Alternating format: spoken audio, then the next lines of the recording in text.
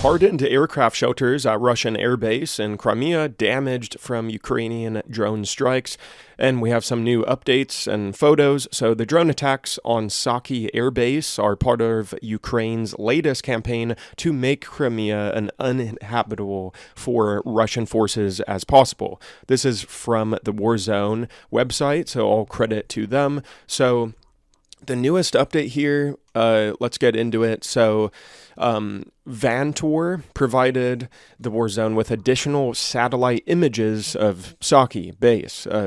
Very curiously, analysis shows that 6 out of the 7 hardened aircraft Russian shelters at Saki were damaged by Ukrainians, with doors blown off of 4 of them.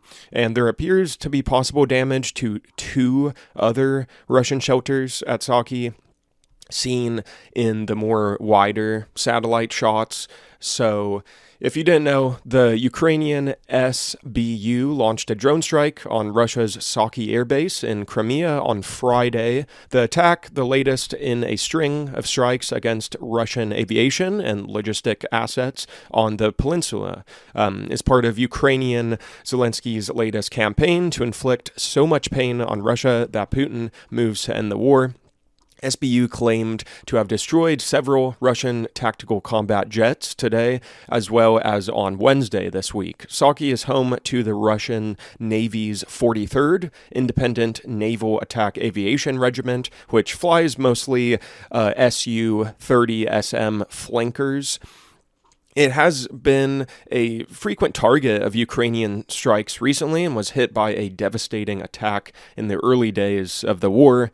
And at the Saki airfield, 7 hangars storing aviation equipment were hit, in which Su-30SM, Su-30s, and Su-24 fighter jets and frontline bombers were located. According to preliminary information, at least 7 aircraft were damaged or destroyed. It is very possible that any aircraft in those shelters could have been damaged by fire, of course, or by shrapnel of the explosions. Regardless, the shelters remain generally intact. So these attacks come after months of Ukrainian strikes on bridges connecting the peninsula with the mainland and on its fuel infrastructure. The situation has gotten so bad on Crimea that the officials there have tried to initiate gasoline rationing, making life miserable at the height of the traditional summer vacation season there. So, amid the ongoing Ukrainian pressure campaign, a Russian military officer said he recently took part in an exercise to see what it would take to fend off Ukrainian attacks on Crimea. He says, "I participated in the operational command staff military game Crimean Alert." Russian Reserve colonel and military expert Viktor Murakovsky said on Telegram, "The game was dedicated to the landing of the Ukrainian armed forces in Crimea and our measures to repel it. The staffs were organized according to the scenario from officers in reserved and retired of our armed forces."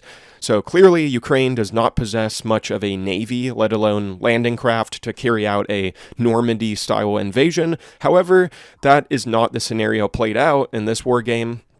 The scenario clearly simulates an amphibious or maritime operation. Numerous blue arrows and routes are drawn across the Black Sea, extending from the direction of Odessa and the northern Black Sea toward Crimea. So red defensive positions are marked on the map within Crimea, particularly around Sevastopol